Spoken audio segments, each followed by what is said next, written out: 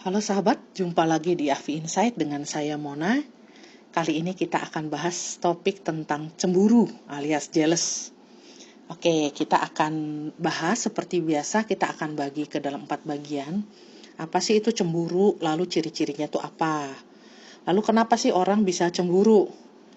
Lalu kenapa cemburu itu bisa berbahaya dan strategi mengatasi rasa cemburu?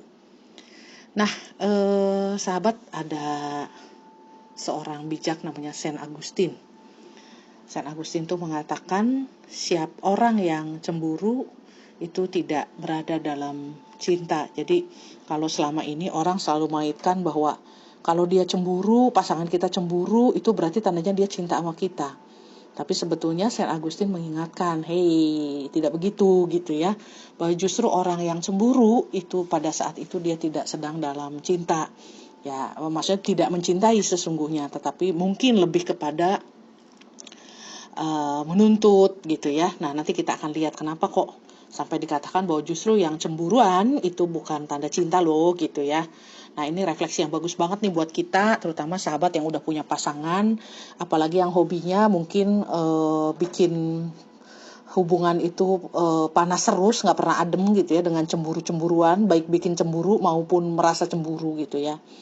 Nah, ini kalau kita lihat dari Psychology Glossary, cemburu itu adalah sebuah emosi yang kompleks, ditandai dengan adanya rasa tidak aman dan takut kehilangan sesuatu yang kita anggap berharga. Jadi, kalau cemburu itu artinya kita mempersepsikan bahwa kita memiliki sesuatu, ya baik relasi ya, suami, pasangan, istri, pacar gitu ya. Itu kita anggap itu milik kita, sehingga kita merasa tidak aman dan takut bahwa yang kita miliki itu hilang. Nah, jadi cemburu dalam artian ini beda sahabat dengan yang disebut iri hati, dengki, atau envy ya, disebutnya kalau di Inggris envy. Kalau iri itu kan berarti kita menginginkan sesuatu yang kita anggap berharga yang dimiliki orang lain. Jadi kalau orang lain punya sesuatu yang bagus, misalnya istri tetangga kece banget gitu ya. Kalau Anda menginginkan iri banget ya istri gue gak kece gitu ya, nah itu Anda iri. Tapi kalau cemburu itu milik Anda, tapi takut orang lain ambil, takut kehilangan itu gitu ya. Jadi beda antara cemburu dengan iri atau envy. So jadi ciri-cirinya tadi ya sahabat ya, cemburu itu ciri-cirinya ada rasa tidak aman, kita gak tenang gitu ya, lalu takut kehilangan. Nah, sekarang pertanyaannya, kenapa sih orang itu cemburu? Apalagi kalau ada yang bilang orangnya cemburuan, berarti cemburu terus gitu ya, sering cemburu, hobi cemburu. Nanti baca statement 2014. Sahabat kalau yang hobi baca, sangat mudah baca Psychology Today, itu macam-macam topik. Nah, ini statement tahun 2014 tuh ngomong, mengapa orang cemburu, alasannya ada 6 kata dia. Pertama, orang yang suka cemburuan tuh biasanya kurang percaya diri sahabat. Jadi dia nggak pede, kurang merasa bahwa dirinya tuh indah, berharga. Kalau walaupun cantik, tapi kalau dia tidak merasa dia cantik, dia seksi tapi dia tidak menghargai keseksiannya, menganggap masih kurang seksi. Dia pintar tapi dia mempersepsikan tidak pintar, ya kita mau ngomong apa gitu ya. Bukan masalah di orang lain, tapi di diri sendiri seringkali kurang percaya diri, kurang menghargai kelebihan-kelebihan diri, kurang mengeksplor, kurang mendeteksi, menemukan bahwa dirinya itu banyak kebaikan. Jadi yang dia lihat yang sisi kurangnya gitu ya. Itu satu. Lalu orang yang suka cemburuan itu ada juga memang tipe-tipe kepribadian yang cenderung neurotik. Neurotik itu apa? Neurotik itu cenderung perasaannya tuh nggak stabil, emosinya nggak stabil. Terus sering merasa tidak aman memang ya gitu ya, gelisah gitu ya, sering gitu. Nah, itu kecenderungan neurotik ya. Lalu yang ketiga, mengapa orang suka cemburuan itu perasaannya tidak aman, insecurity feeling. Dia nggak ngerasa aman, dia terus-menerus merasa terancam, dia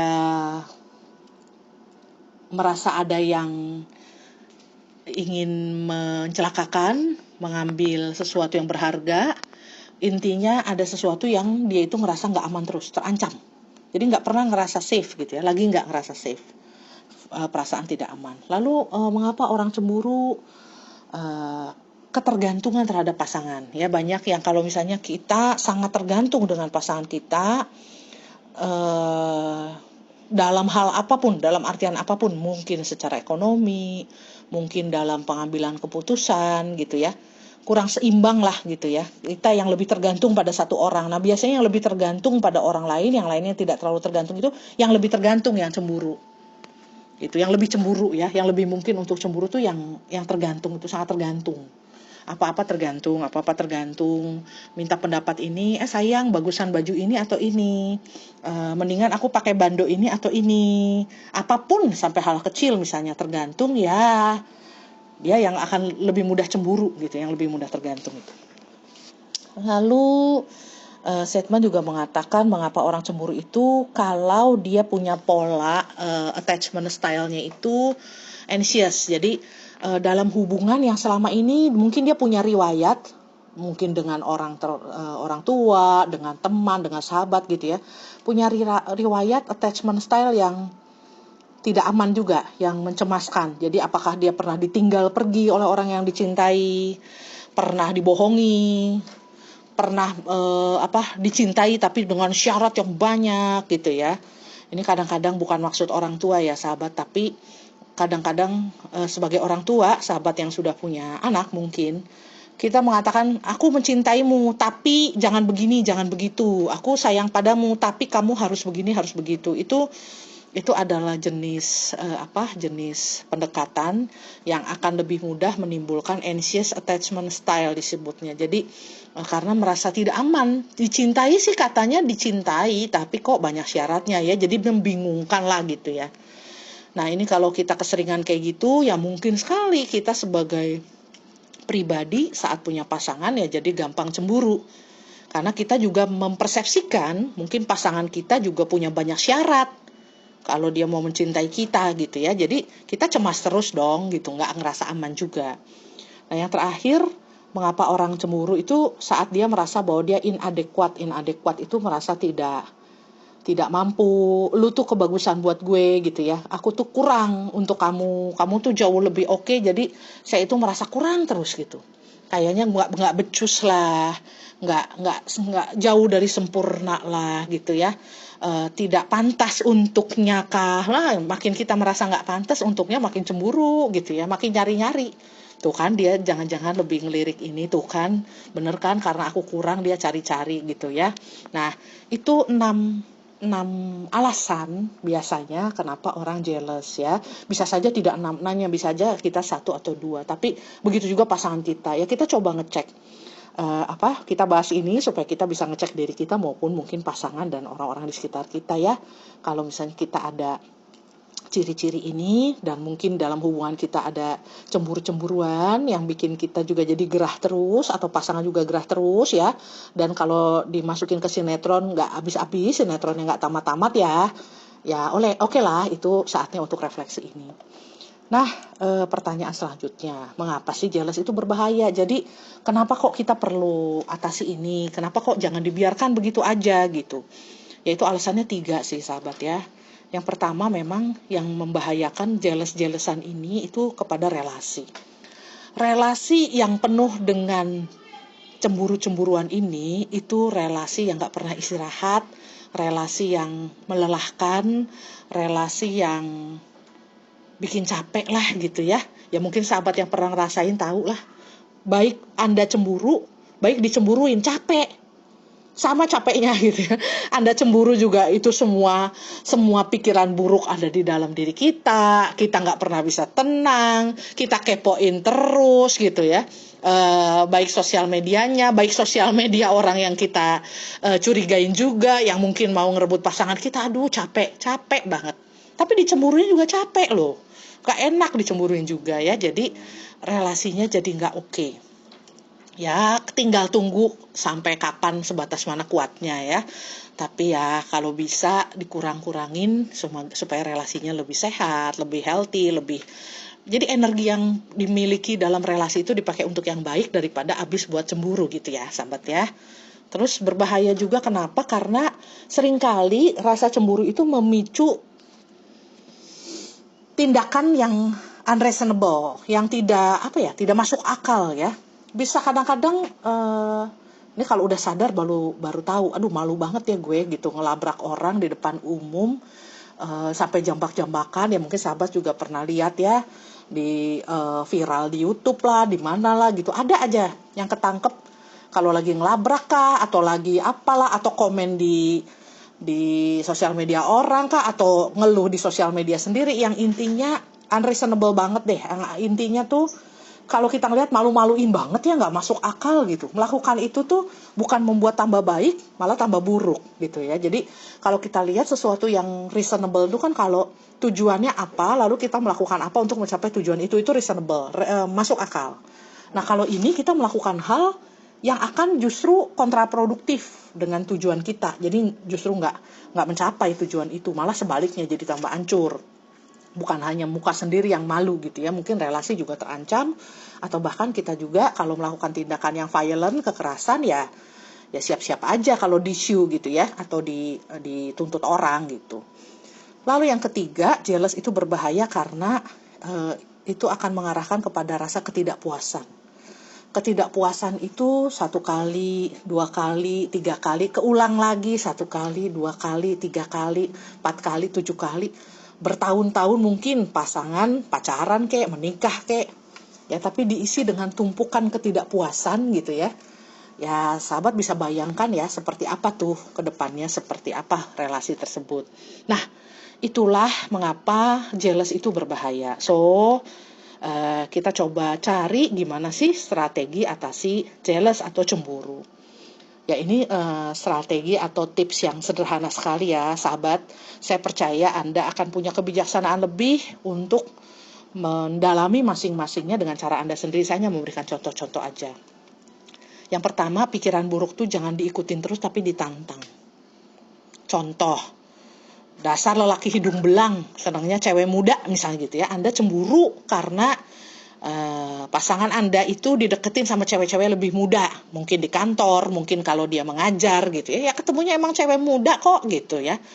Nah Anda tantang pikiran buruk Anda itu dengan itu pekerjaan dia misalnya gitu ya. Lalu memang dia menarik kok, saya juga terpesona sama dia, jelas aja cewek-cewek muda juga suka gitu ya. Tapi kan kami sudah menikah, dia memilih saya misalnya, itu tantangannya. Lalu menantang pikiran buruk tadi.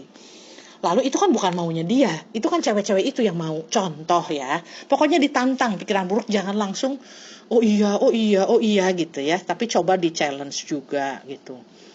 Lalu yang kedua, temukan metode menenangkan pikiran. Nah sahabat, ini metode menenangkan pikiran itu ada banyak. Kalau dikatakan salah satu yang banyak berhasil, yang itu juga digunakan dalam self-help, ya, metode-metode untuk menolong diri sendiri, self-care itu ya, biasanya alirannya mindfulness. Nanti sahabat bisa cek.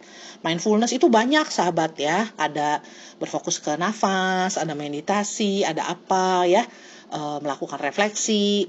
Lalu Anda juga menenangkan pikiran bisa dengan kalau misalnya Anda suka menulis, melakukan hobi, suka berkebun, memotret ya. Tapi bukan memotret menyewa tukang potret untuk memata-matai pasangan ya, itu lebih bikin parah lagi. Ya jadi maksudnya memotret alam kek, kucing kek, apa kerupuk kek, ya terserah lah ya. Yang penting pikiran Anda jadi lebih tenang ya. Lalu stop terlalu kepo. Jadi banyak yang orang lagi jealous itu ya sahabat, sampai mau nyecer, cari info kemana-mana. Wah, kalau perlu sampai sewa detektif ya. Itu ada loh sahabat, jangan disangka nggak ada. Ada orang-orang khusus yang dibayar untuk memata-matai. Kenapa? Karena ternyata yang cemburu tuh banyak ya. Jadi ya semakin kita kepo makin parah tuh. Makin kita kepo lagi cari makin parah gitu ya. Kitanya sendiri makin nggak tenang. Lalu yang keempat, memang ya komunikasikan aja. Kita kasih tahu, terbuka. Ya kadang-kadang udah jealousan terus plus gengsian lagi ya. Nah itu lebih parah karena udah kita jealous tapi gengsi maunya dia yang lebih paham duluan gitu ya. Jadi kita yang nggak mau ngomong, ya itu tambah menderita ya sahabat ya. Tapi supaya penderitaan kita agak berkurang sedikit, kalau yang jealousan ya ngomong aja deh, sebetulnya aku tuh lagi cemburu banget. ya begini, aku ngelihat begini, dia kok perlakuan ke kamu begini, terus kamu juga SMS-nya, aku keberatan kalau kamu pakai babe atau yang ke orang lain gitu ya, daripada kamu gue penggal, mendingan lu jangan pakai kata itu, misal, tapi jangan kasar ya sahabat ya, itu hanya jokes aja ya, jadi komunikasikan terbuka aja, bahwa ya aku tuh cemburu, aku takut kehilanganmu. Bisakah kamu bantu aku supaya kecemburuanku berkurang gitu ya. Tapi aku juga akan melakukan stop kepo, menemukan metode menenangkan pikiran ya. Jangan orang lain disuruh bantu kita nggak mau ngapa-ngapain kali gitu ya. Oke sahabat, ya ada 4 strategi atasi jealous itu. Metode lebih detailnya saya percaya Anda pasti lebih kreatif.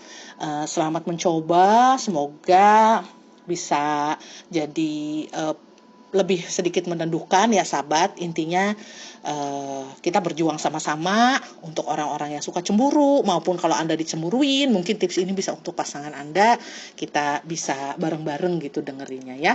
Nah lalu selamat mencoba, semoga relasi Anda bisa menjadi lebih baik, lebih sehat, lebih bermakna, dan Anda bisa menjadi lebih tenang. Selamat mencintai, selamat berkarya.